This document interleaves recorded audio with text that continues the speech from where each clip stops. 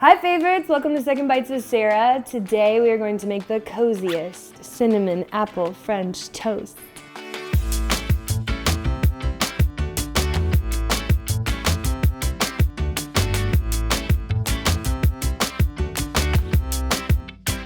This recipe is probably most requested by my beloved sister. It is the ultimate cozy, warm breakfast to sort of bring you back to life when you just need like an internal hug.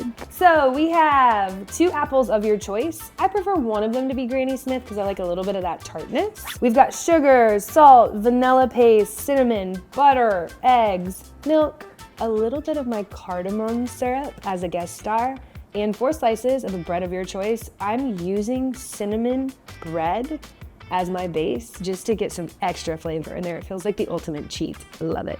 First thing we're gonna do, I've got 2 tablespoons of butter in a saute pan, and I'm going to dice my apples. You can do whatever size, slice, shape you want. I just like little cubes, make sure they're somewhat even. Here I go.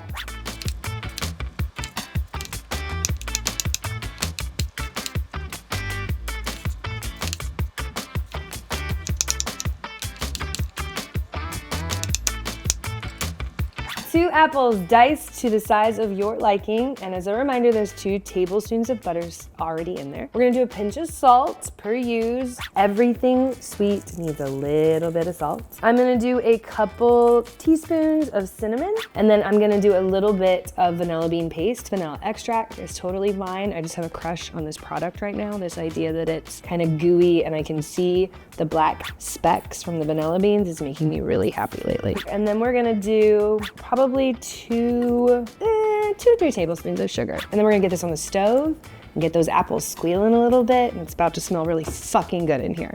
All right, favorites, apples are hanging out on the back, medium heat. They don't need babysat. Just listen to them squeal. All we're trying to do is get them to soften a little bit and for their juices to come out, hang out with the butter, hang out with the sugar, and to make almost a syrup around them, almost like a compote. They're having fun back there.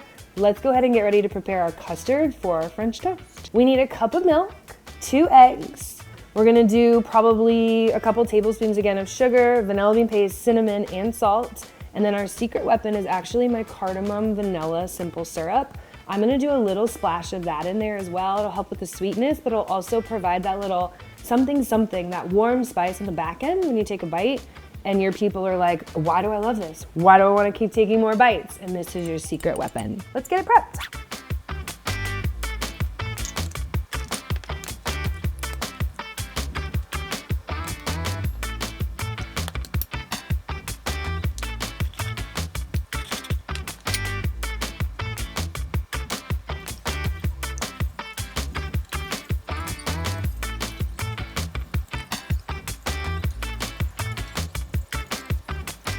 Custard is prepped. Smells really good. As soon as I have the cardamom syrup, I can smell it, and it smells so good. Like I talked about, I'm using cinnamon bread. They also could do cinnamon raisin really easily. I'm sure you guys are familiar with that. Croissant toast, any kind of bread you want. I like this cheat because it adds another layer of flavor in. I will recommend that you pick a firmer bread, like you don't want flappy bread. And if you do have flappy bread, just let it sit out overnight. French toast, the literal translation in French is pain perdu, which means late bread, which means the bread's almost done. It's on its last leg. How can we save it and bring it back to life?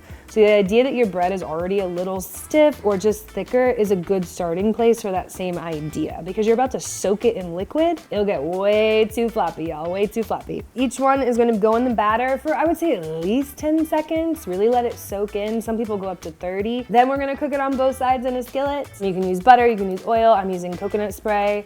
We're gonna get these guys nice and toasty, golden brown. I wanna actually see golden brown marks on this. Apples are still hanging out and sizzling. It smells really good in here.